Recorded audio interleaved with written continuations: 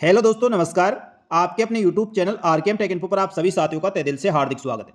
दोस्तों, इस वीडियो में बात करने वाले हैं लिपिक ग्रेड सेकंड कनिष्ठ सहायक संयुक्त सीधी भर्ती परीक्षा 2024 यानी एलडीसी भर्ती 2024 के संबंध में। साथियों, आप सभी को बेसब्री से इंतजार था एलडीसी भर्ती 2024 का रिजल्ट जारी करने के बाद इसके ऑनलाइन स्क्रूटनी फॉर्म कब से भरवाए जाएंगे और दस्तावेज सत्यापन कब से होंगे। तो साथियों, इसके लिए ऑर्डर जारी कर दिया गया है। अब आपके ऑनलाइन स्क्रूटनी फॉर्म और दस्तावेज सत्यापन साथ ही पात्रता की जांच की जाएगी। तो दस्तावेज सत्यापन और ऑनलाइन स्क्रूटनी फॉर्म करने के लिए आपको कौन कौन से दस्तावेजों की आवश्यकता होगी, कौन से शपथ पत्र और घोषणा पत्र आपको बनाना होगा, कब से कब तक आपके दस्तावेज सत्यापन होगा, दस्तावेज सत्यापन कहां पे होंगे, सभी जानकारी दोस्तों इस वीडियो में दी जाएगी। इसलिए आप वीडियो में अंत तक बने रहे।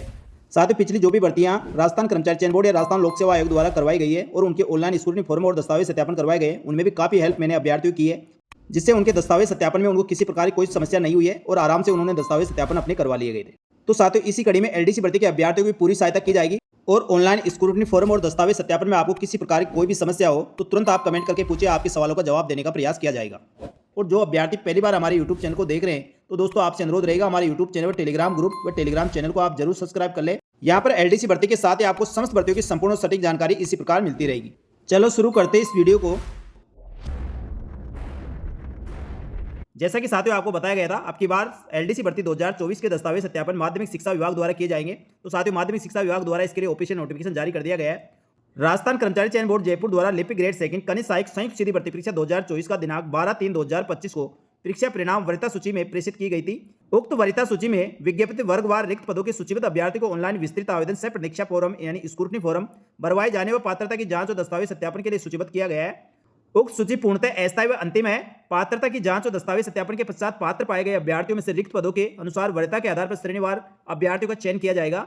सूचीबद्ध अभ्यर्थियों के ऑनलाइन विस्तृत आवेदन सह प्रतीक्षा फॉर्म स्क्रूटनी फॉर्म भरने हेतु राजस्थान कर्मचारी चयन बोर्ड द्वारा 2/5/2025 से लेकर 8/5/2025 तक लिंक खोला जाएगा। जैसे कि साथियों मैंने आपको पहले भी बताया था कि ऑनलाइन स्क्रूटनी फॉर्म आपको 10 तारीख से पहले भरवा लिया जाएंगे। उसी क्रम में दोस्तों आपके 2/5/2025 से लेकर 8/5/2025 तक राजस्थान कर्मचारी चयन बोर्ड द्वारा इसके ऑनलाइन स्क्रूटनी फॉर्म भरवाए जा रहे हैं। तो लिपिक ग्रेड सेकंड कनिष्ठ सहायक संयुक्त सीधी भर्ती परीक्षा 2024 में सूचीबद्ध अभ्यर्थी अपने एसएसओ आईडी के माध्यम से विस्तृत आवेदन सह प्रतीक्षा फॉर्म स्क्रूटनी फॉर्म में आवश्यक दस्तावेजों के साथ भरवाया जाना सुनिश्चित करें। ऑनलाइन स्क्रूटनी फॉर्म भरने के बाद सूचीबद्ध अभ्यर्थियों की पात्रता की जांच और दस्तावेज सत्यापन दिनांक 14 मई 2025 से लेकर 28 मई 2025 तक प्रातः 10 बजे से महात्मा गांधी राजकीय विद्यालय मालवीय नगर सेक्टर 2 में किए जाएंगे। सूचीबद्ध अभ्यर्थियों की पात्रता की जांच और दस्तावेज सत्यापन हेतु उनके रोल नंबर के आगे अंकित निर्धारित दिनांक व समय पर आवश्यक रूप से उपस्थित हुए। उक्त निर्धारित दिनांक व समय पर उपस्थित नहीं होने पर अभ्यर्थी का चयन निरस्त कर दिया जाएगा, जिसकी जिम्मेदारी स्वयं अभ्यर्थी की होगी। तिथि व वार दस्तावेज सत्यापन हेतु अंतिम रूप से चयनित अभ्यर्थी के रोल नंबर अनुसार सूची संलग्न की गई है। यानी साथियों, सूचीबद्ध अभ्यर्थी को ऑनलाइन स्क्रूटनी फॉर्म भरने के लिए आपको 2 मई से लेकर 8 मई तक का समय दिया गया है। इस पीरियड में आप अपने एसएसओ आईडी के माध्यम से ऑनलाइन स्क्रूटनी फॉर्म भरना है और इसके बाद सूचीबद्ध अभ्यर्थियों की पात्रता की जांच और दस्तावेज सत्यापन 14 मई से शुरू होंगे, जो 28 मई तक चलेंगे, जो प्रातः 10 बजे महात्मा गांधी राजकीय विद्यालय मालवीय नगर सेक्टर 2 जयपुर में किए जाएंगे। इस चीज का आपको ध्यान रखना है। तो निर्धारित समय और दिनांक पर आप अपने समस्त दस्तावेजों के साथ आपको उपस्थित होना है। साथियों, एलडीसी भर्ती के अभ्यर्थी जो पात्रता की जांच है तो उपस्थित होते समय निम्न बिंदुओं का विशेष रूप से आपको ध्यान रखना है। समस्त अभ्यर्थी लिपिक ग्रेड सेकंड कनिष्ठ सहायक संयुक्त सीधी भर्ती परीक्षा 2024 के राजस्थान कर्मचारी चयन बोर्ड द्वारा 13/2/2024 को जारी विज्ञापन संख्या 6/2024 को आपको ध्यानपूर्वक अध्ययन करना है, क्योंकि साथियों समस्त नियम शर्तें उसी में लिखी हुई है, उसके अनुसार आपके दस्तावेज सत्यापन होंगे। नंबर 2, अभ्यर्थी विस्तृत आवेदन सह प्रतीक्षा फॉर्म स्क्रूटनी फॉर्म आपको मैं समस्त दस्तावेजों को सब प्रमाणित प्रति जमा फीस की प्रति अपने साथ लेकर जाए, जो 2 प्रतियों में आपको ऑनलाइन स्क्रूटनी फॉर्म का प्रिंट आउट लेना है और उसकी जो दस्तावेज सत्यापन की शुल्क जमा होगी उसकी भी 2 प्रति में आपको प्रिंट आउट लेना होगा। नंबर 3, समस्त शैक्षणिक योग्यता, आयु, जाति, मूल निवास, चरित्र, विशेष योग्यजन, विवाह, खेल, सेवारत होने के सक्षम अधिकारी द्वारा जारी अनापत्ति प्रमाण पत्र, समस्त आवश्यक मूल दस्तावेज और प्रमाण पत्र तथा स्वयं का पहचान पत्र, 2 नवीनतम पासपोर्ट साइज की रंगीन फोटो आवश्यक रूप से आपको साथ लेकर जानी है। इसके बाद नंबर 4, अभ्यर्थी अपना ई आधार कार्ड डाउनलोड करे जिसपे क्यूआर कोड अंकित होना जरूरी है।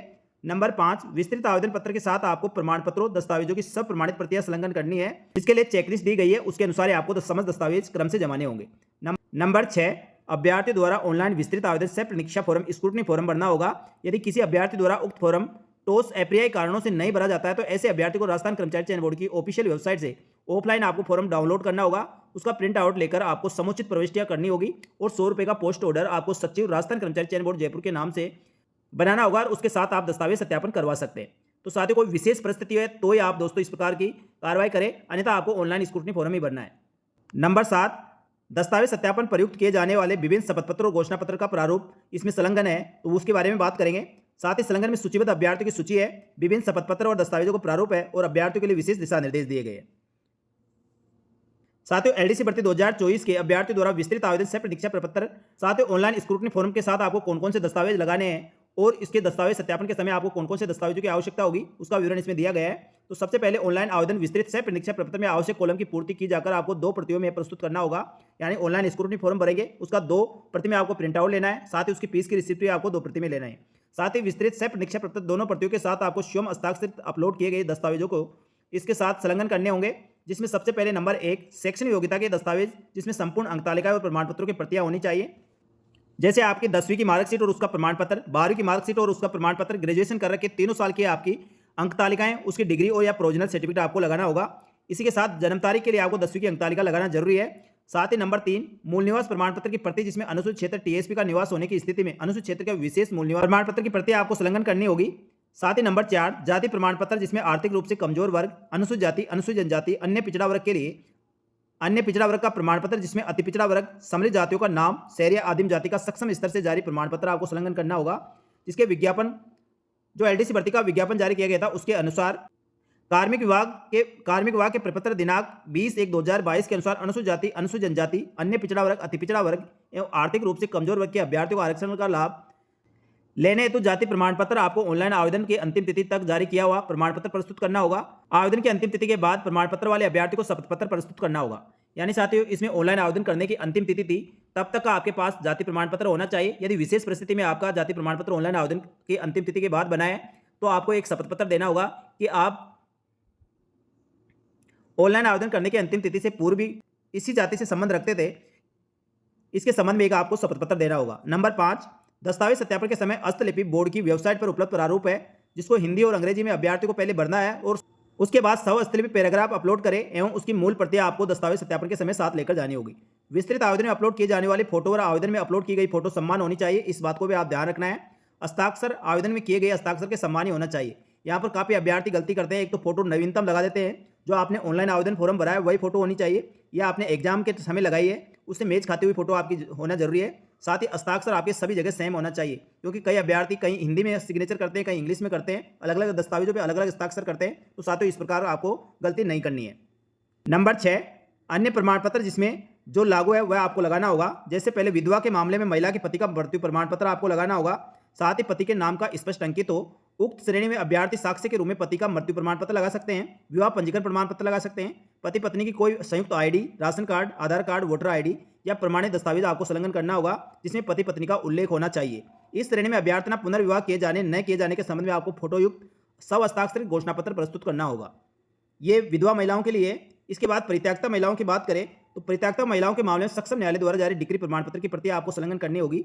उक्त श्रेणी में अभ्यर्थी तलाक की डिग्री आवश्यक रूप से प्रस्तुत करे। यदि पति पत्नी का कोई भी संयुक्त आईडी हो तो वह संलग्न करना होगा। इस श्रेणी में अभ्यर्थी द्वारा पुनर्विवाह किए जाने या नहीं किए जाने के संबंध में फोटोयुक्त हस्ताक्षरित घोषणा पत्र आपको संलग्न करना होगा। इसके बाद निष्पक्षता की बात करें, दिव्यांगजन अभ्यर्थी के मामले में चिकित्सा अधिकारी मेडिकल बोर्ड द्वारा प्रदत्त निष्पक्षता प्रमाण पत्र, जिसमें 40% से अधिक निष्पक्षता होनी चाहिए, वह प्रमाण पत्र आपको संलग्न करना होगा। नंबर डी उत्कृष्ट खिलाड़ियों के मामले में विज्ञापन दिनांक 13/2/2024 की विज्ञापन संख्या 6/2024 में अंकिता अनुसार सक्षम स्तर से प्रमाण पत्रों पत्रों की प्रतियां उक्त खेल प्रमाण पत्र उक्त भर्ती में आवेदन करने की अंतिम तिथि से पूर्व जारी किया होना चाहिए, वह संलग्न करना होगा। भूतपूर्व सैनिकों के मामले में बात करें तो सेवानिवृत्त आदेश व डिस्चार्ज डायरी या एनओसी प्रमाण पत्र आपको संलग्न करना होगा। साथ ही स्व घोषणा पत्र व वचनबद्ध आपको देना होगा। नंबर एफ इसमें अलग अलग राजपत्र अधिकारी द्वारा 2 मूल चरित्र प्रमाण पत्र आपको संलग्न करने होंगे। जो प्रथम सेट में अभ्यर्थी दोनों मूल चरित्र प्रमाण पत्र और दूसरे सेट में उसकी 2 फोटो प्रतियां आपको लगानी होगी। यानी किसी भी राजपत्र अधिकारी द्वारा 2 अलग अलग राजपत्र सत्यापित आपको चरित्र प्रमाण पत्र बनाने हैं, जिसमें आपको दस्तावेज सत्यापन के 2 सेट बनाने हैं, जिसमें प्रथम सेट में ओरिजिनल लगेगा, दूसरे में उसकी फोटोकॉपी लगेगी। नंबर जी अंतिम शैक्षणिक संस्था द्वारा जारी मूल चरित्र प्रमाण पत्र आपको संलग्न करना होगा, जहां से आपने अंतिम शैक्षणिक योग्यता प्राप्त की। जैसे आपने 12th पास करके तो 12th की स्कूल से आपको मूल चरित्र प्रमाण पत्र बनाना होगा, वह आपको संलग्न करना होगा। यदि आपने कॉलेज कर रखी है तो जहां से आपने रेगुलर शिक्षा प्राप्त की है वहां के शिक्षण संस्थान से आपको जारी मूल चरित्र प्रमाण पत्र संलग्न करना होगा। हस्तलिपि बोर्ड की वेबसाइट पर उपलब्ध प्रारूप अनुसार स्वयं प्रमाणित और प्रथम सेट के साथ मूल हस्तलिपि प्रपत्र और दूसरे सेट में उसकी फोटो प्रति लगानी होगी। नंबर आई शपथ पत्र नोटरी सत्यापित दस्तावेज स्वयं द्वारा जांचकर अपलोड करवाए जाने एवं फर्जी कूटचरित्र पाए जाने पर आवश्यक कार्रवाई किए जाने के संबंध में आपको प्रथम सेट में मूल शपथ पत्र और दूसरे सेट में उसकी फोटो प्रति लगानी होगी। जे विवाह होने की स्थिति में विवाह पंजीकरण प्रमाण पत्र आपको संलग्न करना होगा। नंबर 7 अभ्यर्थी सभी शैक्षणिक, जाति, मूल निवास, विकलांगता प्रमाण पत्र, अन्य प्रमाण पत्रों का अवलोकन करे। नाम में वर्तनीय स्पेस संबंधी अंतर होने पर आपको शपथ पत्र प्रस्तुत करना होगा। यानी साथियों, आपके किसी भी प्रमाण पत्र में कहीं पे भी आपके नाम में, पिताजी के नाम में, माताजी के नाम में या तो उसमें त्रुटि है या स्पेस है, ऐसी कहीं पे भी दोस्तों असमानता है तो आपको उसके लिए शपथ पत्र देना होगा। नंबर 8, अभ्यर्थी पात्रता की जांच है तो ऑनलाइन विस्तृत आवेदन से परीक्षा 2 प्रतियां एवं स्वयं का photo, ID proof, 2 passport size की फोटो आपको लेकर जानी होगी। नंबर 9, अभ्यर्थी को दिशा निर्देशों को ध्यानपूर्वक अध्ययन करते हुए विस्तृत आवेदन में संलग्न मूल दस्तावेजों के साथ कार्यालय में निर्धारित दिनांक और समय पर उपस्थित होना होगा। निर्धारित दिनांक और समय पर उपस्थित नहीं होने पर स्थिति में अभ्यर्थी के दस्तावेज सत्यापन से वंचित किया जा सकता है, जिसकी समझ जिम्मेदारी स्वयं अभ्यर्थी की रहेगी। तो साथियों, ऑनलाइन स्क्रूटनी फॉर्म और दस्तावेज सत्यापन है तो विशेष दिशा निर्देश दिए गए हैं और कौन कौन से दस्तावेजों की आवश्यकता होगी, सारा विवरण इसमें दिया गया है। अब बात करें दोस्तों दस्तावेज सत्यापन के टाइम शेड्यूल की, तो इसमें आपके दस्तावेज सत्यापन जैसा कि बताया गया है 14 मई से स्टार्ट होगा और इसमें आपके लिए अलग अलग टीमें गठित की गई है। उन टीमों के सामने आपके दस्तावेज सत्यापन होंगे। तो आप निर्धारित दिनांक और समय पर उपस्थित होकर अपने दस्तावेज सत्यापन करवाए। 14 मई से इसके दस्तावेज सत्यापन होंगे, 10 बजे से आपके दस्तावेज सत्यापन किए जाएंगे। तो साथियों, ये टोटल पूरी लिस्ट है जिसमें 7,863 अभ्यर्थियों की सूची है। तो साथियों, 7,863 अभ्यर्थियों की सूची है। तो आपके 14 मई से दस्तावेज सत्यापन होंगे और 28 मई तक आपके दस्तावेज सत्यापन होंगे। तो साथियों, आपके दस्तावेज सत्यापन काफी फास्ट तरीके से किए जाएंगे, यानी मुश्किल से आपके 15 दिन में आपके दस्तावेज सत्यापन हो रहे हैं। समस्त अभ्यर्थी निर्धारित दिनांक और समय पर उपस्थित होकर अपने दस्तावेज सत्यापन करवाएं। अब बात करते हैं दोस्तों दस्तावेज सत्यापन के महत्वपूर्ण शपथ पत्र, घोषणा पत्र के प्रारूप के संबंध में। तो साथियों सबसे पहले बात करें चरित्र प्रमाण पत्र की। चरित्र प्रमाण पत्र में यहाँ अपना नाम लिखे, यहाँ अपने पिताजी का नाम या मूल निवास और आप जिस अधिकारी से आप वेरीफाई करवा रहे हैं तो वो आपको कब से जानता है, वो यहाँ पर समय बढ़े और उसके बाद उनको हस्ताक्षर करवा ले। तो साथियों, ये आपको 2 अलग अलग राजपत्र अधिकारी द्वारा आपको चरित्र प्रमाण पत्र बनाने हैं, तो आप इसका प्रिंट आउट लेकर चरित्र प्रमाण पत्र बनवा सकते हैं। इसके बाद बात करें दोस्तों 50 रुपये के स्टाम्प पर बनने वाला सामान्य घोषणा पत्र, ये समस्त अभ्यर्थियों को बनाना होगा। ये 50 रुपये के स्टाम्प पर बनेगा, तो इस सेम टू सेम आपको बनाना है। इसमें किसी प्रकार की काटछाट या किसी प्रकार का बदलाव नहीं करना है और उसके बाद इसको नोटरी से सत्यापित भी करवाना होगा। तो आप किसी भी स्टाम्प वेंडर के पास या ई-मित्र की दुकान पर जहाँ पे शपथ पत्र और घोषणा पत्र बनाए जाते हैं, वहाँ पर जाकर आप इसको अपना सेम टू सेम शपथ पत्र बनाना है। सबसे पहले इसमें नाम लिखना है, अपने पिताजी का नाम लिखना है, यहाँ आपके रोल नंबर लिखने। साथ ही दोस्तों इसको बनाने के बाद यहाँ दिनांक, समय लिखना है और यहाँ हस्ताक्षर और अपने पूरा विवरण लिखना है। इसके बाद बात करें दोस्तों संतान संबंधी घोषणा पत्र। यहाँ पे अभ्यर्थी काफी गलती करते हैं कि संतान संबंधी घोषणा पत्र केवल विवाहितों को बनाया जाएगा या अविवाहित अभ्यर्थी को बनाना होगा। तो साथियों, संतान संबंधी घोषणा पत्र आप सभी अभ्यर्थियों को बनाना है। सबसे पहले इसमें अपना नाम लिखना है या पिताजी का नाम लिखना है या रोल नंबर लिखना है। उसके बाद यदि आपके संतान की संख्या है तो दोस्तों अपना विवरण भरें और यदि नहीं है तो इसमें नील भर के सिग्नेचर करवाएं। इसको भी दोस्तों आपको किसी भी राजपत्र अधिकारी से सत्यापित करवाना है, इस चीज का आपको ध्यान रखना है। ये साथियों सादा कागज पर बनेगा, इसको स्टाम्प पर नहीं बनवाना है। इसके बाद दोस्तों अगले घोषणा पत्र की बात करें, ये 50 रुपये के स्टाम्प पर बनने वाला है। ये अविवाहित अभ्यर्थियों को देना है। तो इसमें सबसे पहले अभ्यर्थी को अपना नाम लिखना है, अपने पिताजी का नाम लिखना है और उसके बाद अपना एड्रेस लिखना है। और इसको दोस्तों बनाने के बाद ये दहेज के संबंध में घोषणा पत्र है। यहाँ अभ्यर्थी को सिग्नेचर करने हैं, यहाँ पर दिनांक, स्थान लिखना और यहाँ 2 साक्ष्य यानी 2 गवाहों के सिग्नेचर करवाने होंगे। तो साथियों 50 रुपये के स्टाम्प पर बनेगा। इसके बाद विवाहित अभ्यर्थियों के लिए ये भी दोस्तों 50 रुपये के स्टाम्प पर बनेगा। विवाहित अभ्यर्थियों को यहाँ अपना नाम लिखना है या पिताजी का नाम या निवास स्थान और जिनका विवाह कब हुआ है उसकी दिनांक लिखनी है, यहाँ अपने सिग्नेचर करने हैं या स्थान और दिनांक लिखना है। या अभ्यर्थी को अपने पिता का सिग्नेचर करवाने हैं और नाम पता बनना है। इसके बाद अभ्यर्थी को अपने ससुर के यहाँ पर हस्ताक्षर करवाने हैं और उसका नाम पता बनना है। इसके बाद पति पत्नी का नाम पता और एक साक्ष्य यानी गवाह का सिग्नेचर करवाना है। तो साथियों यहाँ पर कई अभ्यर्थियों की दिक्कत ये होती है, किसी के पिताजी नहीं है, किसी के ससुर नहीं, तो किसका नाम भरे। यदि साथियों पिताजी नहीं है तो अपने माताजी या अपने भाई का यहाँ पर डिटेल भर सकते हैं और ससुर नहीं है तो अपनी सास और साले का आप यहाँ विवरण भर सकते हैं। इसके बाद अभ्यर्थी को स्वयं के अपने हस्ताक्षर सेंड करने और गवाह के सिग्नेचर कराने। इसके बाद विधवा अभ्यर्थियों को प्रस्तुत किया जाने वाला घोषणा पत्र यह है, इसमें अपना नाम, पिताजी का नाम, निवास स्थान, साथ ही विवाह की दिनांक लिखना है और जिसके साथ विवाह उसका नाम लिखना है। उसके बाद उसकी मृत्यु की दिनांक या घोषणाकर्ता को अपने सिग्नेचर करने हैं, साथ ही स्थान, दिनांक लिखना है और 2 गवाहों के सिग्नेचर करवाने हैं। इसके बाद परित्यक्ता महिलाओं के लिए ये भी 50 रुपये के स्टाम्प पर बनेगा। इसमें अपना नाम, पिताजी का नाम, साथ ही निवास स्थान, यहाँ अभ्यर्थी को सिग्नेचर करना है या स्थान और दिनांक लिखना है या 2 गवाहों के सिग्नेचर करवाने होंगे। इसके बाद बात करें दोस्तों जिनका विवाह 22/5/2006 से पूर्व हुआ है, उनको ये विवाह प्रमाण पत्र उनके पास नहीं है तो उनको ये घोषणा पत्र देना होगा। यदि दोस्तों इसके बाद यदि शादी हुई है और आपके पास विवाह प्रमाण पत्र है तो आपको विवाह प्रमाण पत्र लगाना है। लेकिन जिनकी 22/5/2006 से पूर्व शादी हुई है तो उनको 50 रुपये के स्टाम्प पर यह शपथ पत्र देना होगा। तो इसमें सारा विवरण बनने के बाद अभ्यर्थी को यहाँ पर हस्ताक्षर करने होंगे। लेकिन ध्यान रखना दोस्तों ये 50 रुपये के स्टाम्प पर बनेगा और इसके नोटरी सत्यापित भी करवाना होगा। इसके बाद बात करें वचन पत्र की, ये सादा कागज पर बनाना है, यानी इसको सेम टू सेम आपको प्रिंट आउट लेना है और इसमें अपने हैंड राइटिंग में आपको इसमें भरना है और अभ्यर्थी को अपने हस्ताक्षर और नाम, दिनांक, समय लिखना है।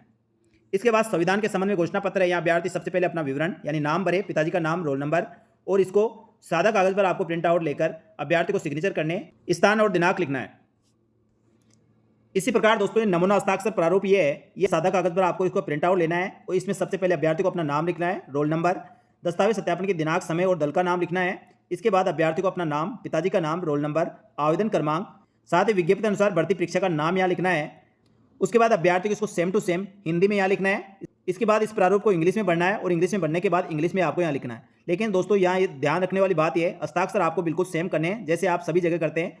ऐसा नहीं करना हिंदी में हिंदी का कर दे और इंग्लिश में इंग्लिश, जैसा आप सभी जगह हस्ताक्षर करते हैं सेम टू सेम हस्ताक्षर आपको यहाँ करने होंगे। इसके बाद बात करें दोस्तों लिपिक ग्रेड सेकंड कनिष्ठ सहायक संयुक्त सीधी भर्ती परीक्षा विकल्प पत्र के बारे में। इसमें गैर अनुसूचित क्षेत्र व अनुसूचित क्षेत्र के अभ्यर्थी को ये विकल्प पत्र प्रस्तुत करना होगा। इसमें अभ्यर्थी को नाम लिखना है, यहाँ अपने पिताजी का नाम लिखना है, रोल नंबर लिखना है। उसके बाद आपको यहाँ ऑप्शन देना होगा, आप गैर अनुसूचित क्षेत्र में या अनुसूचित क्षेत्र में से कोई सा भी एक विकल्प आपको भरना होगा और उसके बाद अभ्यर्थी को यहाँ अपने सिग्नेचर करना है, नाम, पता और मोबाइल नंबर भरना है। इसके बाद विधवा परित्यागता अभ्यर्थी को पुनर्विवाह किए जाने नहीं किए जाने के संबंध में ये फोटोयुक्त घोषणा पत्र आपको देना होगा। ये सादा कागज पर ये बनाना है साथियों। यहाँ आपकी सबके पहले फोटो लगेगी, या अपना नाम, पिताजी का नाम, निवास स्थान भरना है और इसको सादा कागज पर प्रिंट आउट लेकर अपने हस्ताक्षर करने हैं। इसके बाद बात करें दोस्तों सबसे महत्वपूर्ण चेकलिस्ट की, तो चेकलिस्ट के अनुसार आपके समस्त अभ्यर्थियों के दस्तावेज सत्यापन होगा। इस चीज़ का ध्यान रखना है। अभ्यर्थी को इसमें सबसे पहले अपना नाम लिखना है, ईमेल आईडी लिखनी है, जन्म दिनांक लिखना है, roll number, mobile number, male या फीमेल, आयु आपकी 1/1/2025 को कितनी थी, साथ ही आपके आवेदन फॉर्म में भी होगी, वहाँ से देख के भर सकते हैं और अभ्यर्थी को यहाँ फोटो लगाना है। इसके बाद दोस्तों चेकलिस्ट में जिस क्रम से आपको समस्त दस्तावेजों के बारे में बताया गया उसी क्रम से आपको इसके नीचे लगाने हैं, जिससे आपको दस्तावेज सत्यापन में किसी प्रकार की कोई समस्या नहीं होगी। इसमें सबसे पहले 1 नंबर पे आपको विस्तृत आवेदन सह प्रतीक्षा प्रपत्र यानी स्क्रूटनी फॉर्म, जो ऑनलाइन स्क्रूटनी फॉर्म भरेंगे वह आपको इसके नीचे लगाना है। उसके नीचे आपने जो ऑनलाइन फीस जमा कराई है उसकी रिसिप्ट लगानी है। इसके बाद दोस्तों नंबर 2 पे आपको मैट्रिक, हाई स्कूल, सेकेंडरी की अंक तालिका और प्रमाण पत्र आपको संलग्न करना होगा, यानी 10वीं की मार्कशीट और उसका प्रमाण पत्र आपको संलग्न करना होगा। उसके बाद 12वीं की अंक तालिका और उसका प्रमाण पत्र लगाना होगा। यदि ग्रेजुएशन कर रखी है तो समस्त ग्रेजुएशन की अंक तालिकाएं और उसके प्रमाण पत्र लगाने होंगे। इसके बाद नंबर 3 पर आपको मूल निवास लगाना है, चाहे टीएसपी का हो या नॉन टीएसपी का, आपको मूल निवास प्रमाण पत्र लगाना जरूरी है।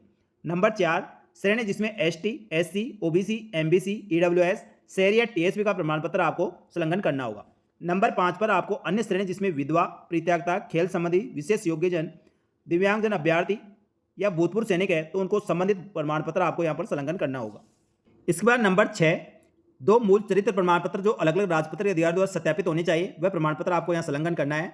इसके बाद 7 नंबर पर आपको वचनबद्ध प्रपत्र सादे कागज वाला वह लगाना है। उसके बाद संविधान का शपथ पत्र लगाना है। नंबर 9 पे दहेज संबंधी घोषणा पत्र जिसमें विधवा, परित्यागता, विवाहित, अविवाहित अभ्यर्थियों को प्रस्तुत किया जाने वाला जो 50 रुपये के स्टाम्प पर घोषणा पत्र बनेंगे उसके प्रारूप पर मैंने जो बताए हैं उस जिससे भी आप संबंध रखते हैं उससे संबंधित आपको अपना घोषणा पत्र 50 रुपये के स्टाम्प पर बनाकर इसके 9 नंबर पॉइंट पर लगाना है। 10 नंबर पे आपको विवाह प्रमाण पत्र जिन अभ्यर्थियों की शादी 22/5/2006 से पूर्व हुई है उन अभ्यर्थियों को यहाँ घोषणा पत्र लगाना होगा और 22/5/2006 के बाद हुई है तो उनको विवाह प्रमाण पत्र लगाना होगा। 11 नंबर पॉइंट पे संतान संबंधी घोषणा पत्र जो राजपत्र अधिकारी द्वारा सत्यापित होना चाहिए वह लगाना है। नंबर 12 पे सामान्य घोषणा पत्र जो 50 रुपये के स्टाम्प पर बनेगा वह लगाना है। नंबर 13 पे विकल्प पत्र लगाना है और नंबर 14 पे आपको नमूना हस्ताक्षर प्रारूप लगाना है। उसके बाद नंबर 15 पे स्वयं का फोटो पहचान पत्र जिसमें Aadhaar card, voter ID, driving licence, passport आदि सब प्रमाणित प्रति आपको संलग्न करनी है। इसके बाद नंबर 16 पे दोस्तों आपको अंतिम शैक्षणिक योग्यता से जारी चरित्र प्रमाण पत्र लगाना होगा। इस प्रकार साथियों आपके समस्त दस्तावेज इसी क्रम में होने चाहिए। यहाँ पर उपलब्धता में आपको हाँ लिखना है और जारी दिनांक दोस्तों आपके प्रमाण पत्र पर लिखी हुई होगी वह जारी दिनांक आपको यहाँ लिखनी है। जैसे 10वीं की मार्कशीट पे भी होता है, 12वीं की मार्कशीट पे भी होगा और ग्रेजुएशन की मार्कशीट पर भी होगी तो वह जारी प्रमाण पत्र आपको यहाँ पर लिखना होगा। उसके अलावा दोस्तों जाति प्रमाण पत्र मूल निवास पर भी जारी दिनांक लिखी हुई होती है वह आपको लिखना है। शपथ पत्र और घोषणा पत्र बनाते हैं तो दोस्तों जिस दिन आपने शपथ पत्र लिया है उस दिन की दिनांक उस पर लिखी हुई होती है तो वह दिनांक आपको डालनी है। उसके अलावा जो सादा कागज पर जो भी आपके प्रमाण पत्र या घोषणा पत्र बनेंगे जिस दिन आपके दस्तावेज सत्यापन होने वाले हैं उस दिन के आप दोस्तों अपने स्वयं हस्ताक्षर करें, उसके नीचे डेट डालें, वही डेट आप यहाँ डाल सकते हैं। यहाँ पर साथियों आपको पृष्ठ संख्या डालनी है। जैसे विस्तृत आवेदन सह प्रतीक्षा प्रपत्र आपका मान लो 10 पेज का है तो आपको 1 से लेकर 10 तक यहाँ पर बनना है। उसके बाद आप शैक्षणिक योग्यता के प्रमाण पत्र और अंक तालिकाएं लगा रहे हैं तो जैसे मान लो आपकी 10वीं, 12वीं और ग्रेजुएशन की मार्कशीट है तो ये आपकी 11 नंबर से लेकर 15 तक है तो 11 से 15 यहाँ लिखना है। मूल निवास आपके जैसे एक पृष्ठ में होता है 16 नंबर यहाँ लिखना है। 17 नंबर पर जैसे आप जाति प्रमाण पत्र लगा रखे हो इसी प्रकार दोस्तों आपके प्रमाण पत्रों पर पहले आप 1 नंबर से लेकर लास्ट तक नंबर लिख ले और उन नंबरों का जैसे इंडेक्स में अपन बढ़ते हैं उसी प्रकार से आपको यहाँ पर बनना होगा। इसके संबंध में दोस्तों पिछली भर्तियों में जो दस्तावेज सत्यापन में कार्यित रूप से आपको बताया गया है उसके अनुसार आप इसमें बढ़ सकते हैं। उसके बाद अभ्यर्थियों के यहाँ अपने हस्ताक्षर करने हैं तो साथ ही ऑनलाइन स्क्रूटनी फॉर्म कैसे भरना है इसके बारे में मैंने विस्तृत रूप से वीडियो बना रखे हैं, उस वीडियो को देख ले। और ऑनलाइन स्क्रूटनी फॉर्म के साथ ही आपको अटेस्टेशन फॉर्म भी होगा। और ये ध्यान रखना है, अटेस्टेशन फॉर्म को गजेटेड अधिकारी से आपको वेरीफाई कराना होगा। तो साथियों, एलडीसी भर्ती के लिए महत्वपूर्ण प्रारूप व घोषणा पत्र, शपथ पत्रों का विवरण दिया गया है। तो इसको प्रिंट आउट आप ले और उसके बाद दोस्तों आप सेम टू सेम आपको घोषणा पत्र और शपथ पत्र प्रारूप बनाने हैं। जो शपथ पत्र और घोषणा पत्र सादा कागज पर बनाने हैं उसको आप प्रिंट आउट ले ले और अपने हस्तलिपि में भर के उस पर सिग्नेचर कर सकते हैं, या आप दोस्तों इस पर टाइप करके भी भर सकते हैं। जो भी शपथ पत्र घोषणा पत्र स्टाम्प पर बनने वाले हैं वह कम से कम 50 रुपये के स्टाम्प पर होने चाहिए। किसी भी शपथ पत्र या घोषणा पत्र बनाने वाले ई मित्र या शॉप पर जाकर आप बना सकते हैं। साथियों, एलडीसी भर्ती के समस्त अभ्यर्थियों को अपने दस्तावेज सत्यापन पात्रता की जांच हेतु निर्धारित दिनांक समय पर उपस्थित होकर अपने दस्तावेज सत्यापन करवाने हैं। ऑनलाइन स्क्रूटनी फॉर्म की बात करें तो आपके राजस्थान कर्मचारी चयन बोर्ड द्वारा 2 मई से लेकर 8 मई 2025 तक इसके लिए लिंक खोला जाएगा, जो आप अपने एसएसओ आईडी के माध्यम से रिक्रूटमेंट पोर्टल पर जाकर वहां से आप ऑनलाइन स्क्रूटनी फॉर्म भर सकते हैं। और उसके बाद ऑनलाइन स्क्रूटनी फॉर्म भरने के बाद आपके दस्तावेज सत्यापन 14 मई से स्टार्ट होंगे, जो 28 मई तक चलेंगे। और आपका महात्मा गांधी राजकीय विद्यालय मालवीय नगर सेक्टर 2 जयपुर में आपके दस्तावेज सत्यापन और पात्रता की जांच की जाएगी। इस चीज़ का आपको ध्यान रखना है। और एलडीसी भर्ती के दस्तावेज सत्यापन के संबंध में आपके मन में और कोई भी डाउट हो प्रश्न, तो दोस्तों आप कमेंट करके पूछ सकते हैं, या आप टेलीग्राम पर भी आप पर्सनल चैट करके भी आप पूछ सकते हैं। दोस्तों आपके समस्त सवालों के जवाब देने का प्रयास किया जाएगा और आपके दस्तावेज सत्यापन में पूरी हेल्प की जाएगी। तो साथ ही इसी प्रकार एलडीसी भर्ती के साथ ही राजस्थान सरकार की समस्त भर्तियों की संपूर्ण सटीक जानकारी के लिए हमारे यूट्यूब चैनल और टेलीग्राम ग्रुप से आप जुड़े रहे। आपको समस्त भर्तियों की जानकारी इसी प्रकार मिलती रहेगी। जल्दी मिलेगी दोस्तों एक और नई जानकारी लेकर, तब तक के लिए धन्यवाद। जय हिंद, जय भारत।